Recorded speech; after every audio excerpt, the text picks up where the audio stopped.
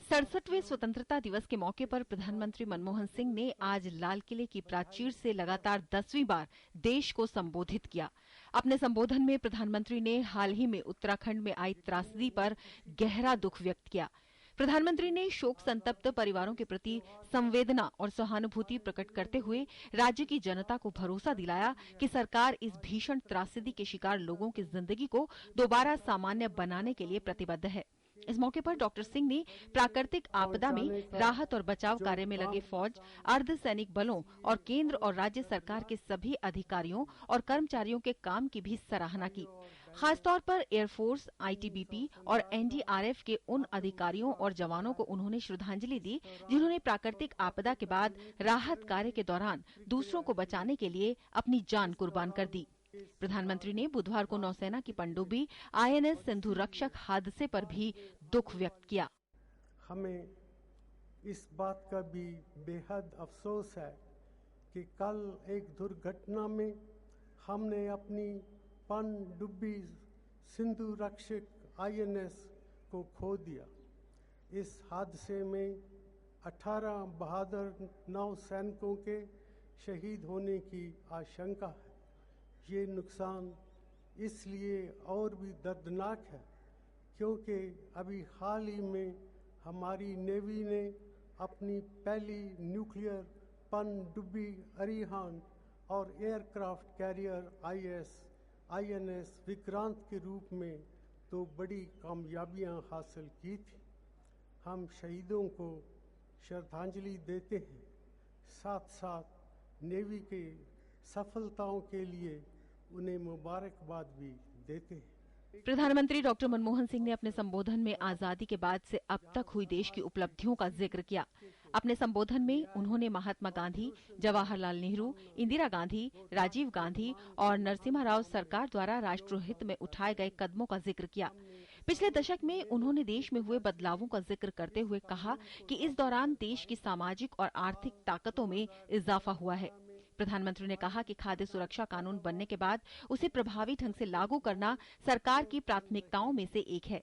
खाद्य सुरक्षा विधेयक के संसद के दोनों सदनों में जल्द पास होने की उम्मीद जताते हुए प्रधानमंत्री ने कहा कि इस कानून का लाभ देश के अधिकांश लोगों तक पहुंचेगा।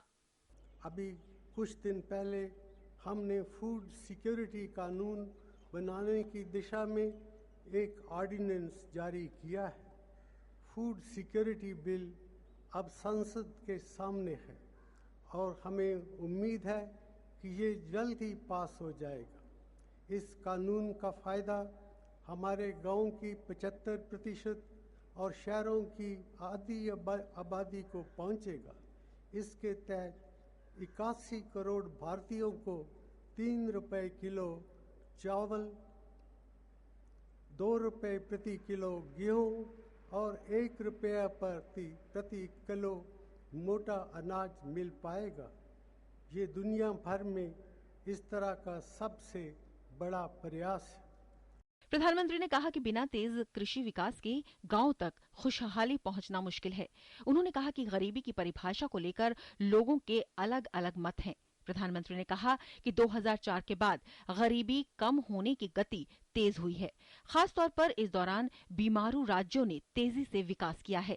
गरीबी को नापना एक मुश्किल काम है।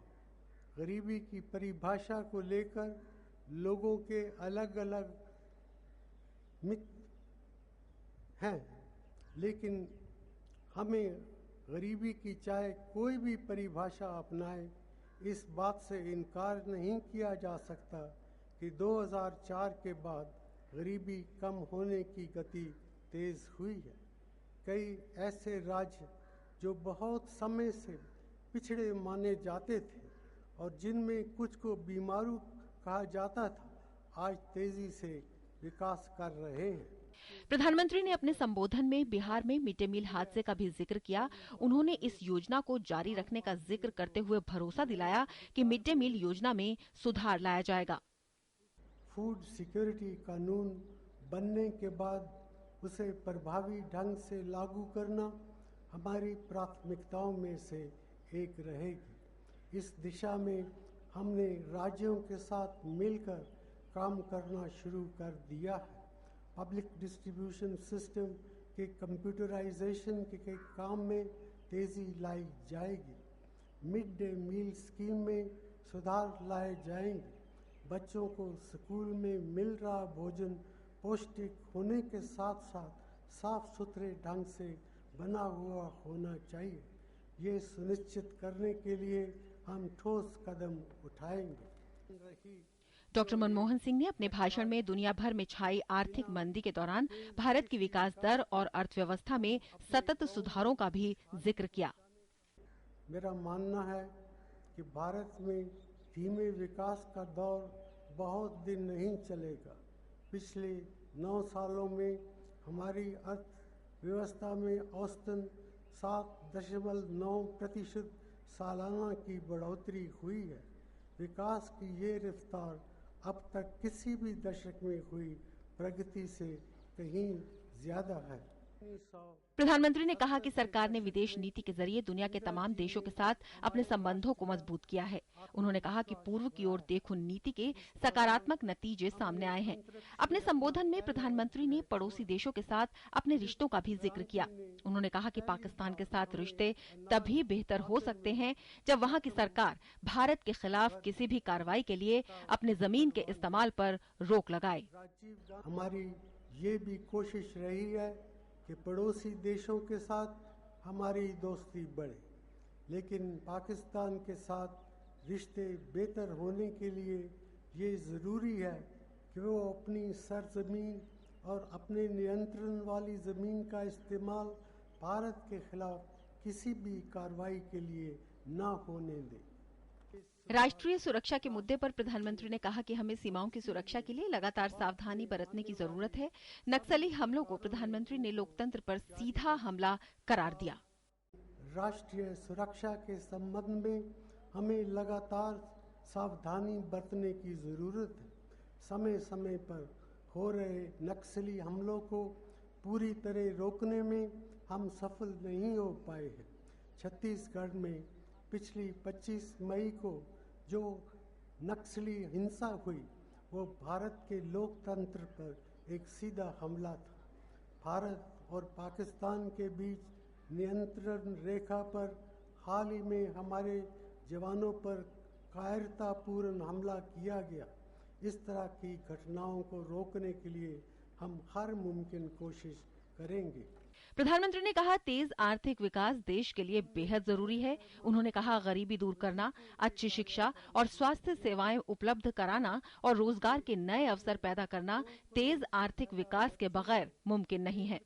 पिछले 9 साल में हमने आर्थिक विकास की जो औसत रफ्तार हासिल की है उससे हमारे देश की क्षमताओं का पता चलता है, लेकिन इस वक्त देश के आर्थिक विकास की दर में कमी आई है। हम इस कमी को दूर करने के लिए पूरी मेहनत से काम कर रहे हैं। उद्योगों के लिए सरकारी मंजूरियों की प्रक्रिया को तेज करने, देश में उद्योग और व्यापार के लिए बेहतर माहौल बनाने और निवेश को बढ़ाने के लिए हमने हाल ही में कई कदम उठाए हैं। कौशल विकास के क्षेत्र में तेज प्रगति का जिक्र करते हुए प्रधानमंत्री ने कहा कि युवाओं के लिए सरकार जल्द ही एक नई योजना शुरू करने जा रही है। स्किल डेवलपमेंट के क्षेत्र में शुरुआत में हम इतनी अच्छी प्रगति नहीं कर पाए जितनी चाहते थे, लेकिन अब इसमें तेजी आई है। हमने कुछ महीने पहले नेशनल स्किल डेवलपमेंट अथॉरिटी का गठन किया है। हम जल्द ही एक नई योजना शुरू करेंगे जिसके तहत उन नौजवानों को लगभग 10,000 रुपये की राशि दी जाएगी जिन्होंने सफलतापूर्वक नई स्किल्स हासिल की हैं। इस योजना से अगले 12 महीनों में करीबन 10 लाख नौजवानों को फायदा पहुंचेगा। प्रधानमंत्री ने पिछले 10 सालों के दौरान हुई प्रगति का जिक्र करते हुए कहा कि अगर देश में विकास दर में ऐसी प्रगति जारी रही तो वो दिन दूर नहीं जब देश को गरीबी, भूख, बीमारी और अशिक्षा से मुक्ति मिल जाएगी। उन्होंने कहा कि आपसी सद्भाव और एकता के साथ ही देश प्रगति की राह पर निरंतर आगे बढ़ते हुए खुशहाल हो सकता है। सुधाकर दास और शैलेंद्र मिश्र के साथ ब्यूरो रिपोर्ट, डीडी न्यूज।